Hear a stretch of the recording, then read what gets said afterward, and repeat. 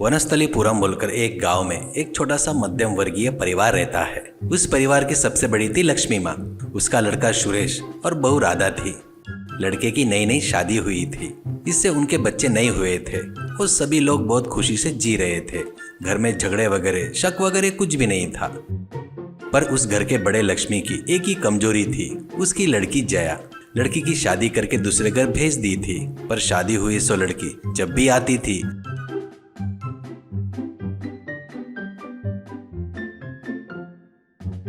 और जो भी इच्छा जताती थी, लक्ष्मी जरा सा भी सोचे बगैर अपने बहू के पास से छीनकर उसे देती थी। ऐसे ही रहते हुए एक दिन जया हमेशा के जैसे अपने माँ के घर आती है और जया आते ही मुंह थोड़ा दुखी बनाकर माँ माँ ऐसा कहते हुए माँ लक्ष्मी को बुलाती है।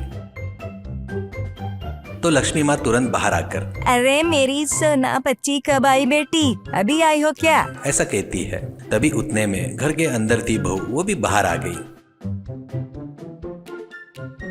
जया थोड़ा दुखी मुंह बनाकर, माँ अर्जेंट मुझे एक नई ब्लाउज और साड़ी चाहिए माँ, कल मेरे सासू माँ के घर के बाजू वाले की यहाँ पर फंक्शन में जाना है। यही नहीं माँ, मेरे पास नई ब्लाउज और साड़ी नहीं है, उनके यहाँ पर नई ब्लाउज और साड़ी पहनकर नहीं गए तो मेरी इज्जत जाएगी माँ, करके कहती है। वो बातें सुनकर लक्ष्मी, अरे मेरी बच्ची कितनी तकलीफ आ गई तुझ पर, तुम्हारे सासू माँ के घर के बाजू वाले के यहाँ के फंक्शन में जाने के लिए नई ब्लाउज और साड़ी चाहिए ना, उतना ही ना? ऐसा कहती है जया। उतना ही नहीं माँ, उस दिन मैं घर पर आई थी तब भाभी की साड़ी और ब्लाउज बहुत पसंद आई मुझे, आप थोड़ा भाभी से मांग कर दोगी क्या? पर भाभी कुछ गलत तो नहीं सोचेंगी ना माँ? ऐसा कहती है। और ये सब वहीं खड़ी राधा सुन रही थी, पर राधा को पता था उसकी ननद क्यों आई करके, इससे राधा चुप थी।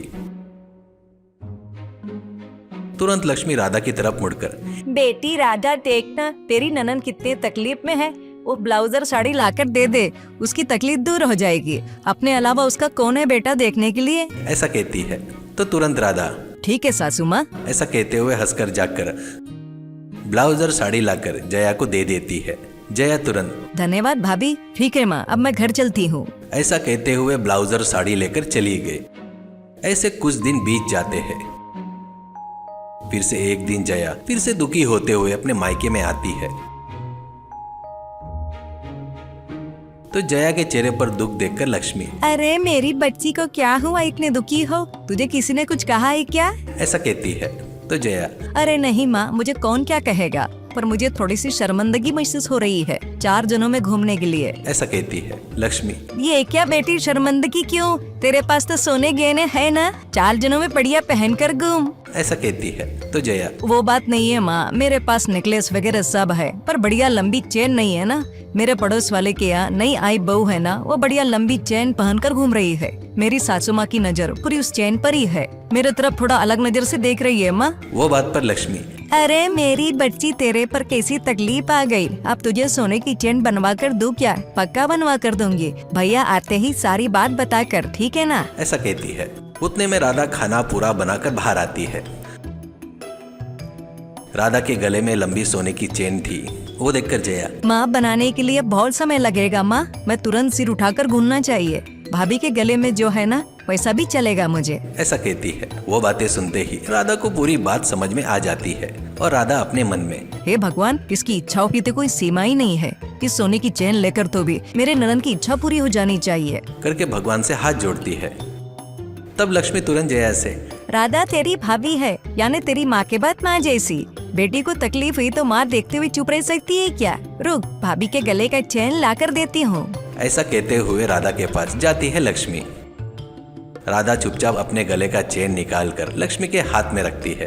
तभी काम से आया सुरेश वो पूरी बात देखता है, पर बगैर कुछ बोले चुपचाप अंदर चला जाता है। जया लक्ष्मी से, माँ ठीक है, भैया आ गए हैं लगता है, मैं अब चलती हूँ, शाम हो गई है, बाजू के एरिया में जाने में तकलीफ होगी, पहले ही कुत्ते ज्यादा घूम रहे, संभल कर जाऊंगी, कहकर चेन पकड़कर लेकर चली गई।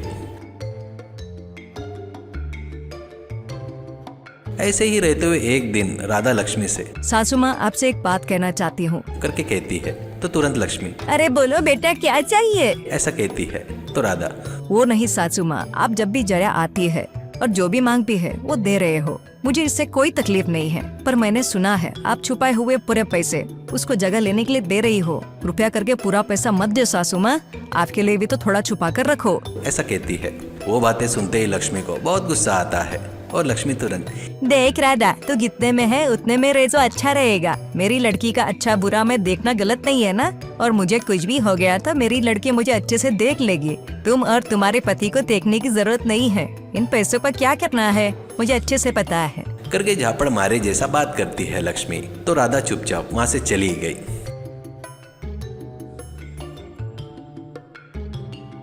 कुछ दिनों के बाद लक्ष्मी की तबीयत बहुत खराब हो गई, जिससे लक्ष्मी अपनी लड़की जया को फोन करती है और लक्ष्मी जया से फोन में, बेटा जया, मेरी तबीयत बिल्कुल ठीक नहीं रहती। तुम्हारे भैया डॉक्टर को दिखा रहे हैं, पर वो दवाइयाँ मेरे ऊपर काम नहीं कर रहे हैं। तू आ बेटी, तू आकर मुझे देख ले, और आते आते थोड़े पैसे भी लेकर आ बेटी। ये लोग इलाज के लिए बराबर खर्चा नहीं कर रहे हैं करके मुझे लग रहा है बेटी। ऐसा कहती है। वो बातें सुनकर जया फोन में, अरे माँ, भैया तुमको अच्छे से ही देखते हैं। मैं क्यों आना, मेरी सासू माँ इस बीच मायके से आ रही है तो मुझ पर गुस्सा कर रही है। इस बार आप कैसे तो भी एडजस्ट कर लो माँ, रखती हूँ। कहकर फोन काटती है। तुरंत लक्ष्मी को दिल पर पत्थर रखे जैसा लगता है। लक्ष्मी दुखी हो रही थी। तब लक्ष्मी के पास राधा आती है और राधा लक्ष्मी से, सासू माँ आप दुखी मत हो, आपके लड़के अच्छे डॉक्टर को ही लेकर आते हैं। अब आपको जो डॉक्टर देख रहा है ना वो भी अच्छा है। मैं तुमको पलकों पर बिठाकर देखूंगी। पैसे के बारे में चिंता मत करो, मैं अपने मायके से लेकर आई हूँ, ये आपके लिए बस हो जाएगा करके समझाती है। तुरंत लक्ष्मी को उसकी गलती का एहसास होता है। तब लक्ष्मी राधा के हाथ पकड़कर, मुझे माफ कर दो बेटी, अब मैं कभी वैसा बर्ताव नहीं करूँगी। उस दिन से लक्ष्मी, राधा और सुरेश सच में बहुत खुशी से जीने लगे।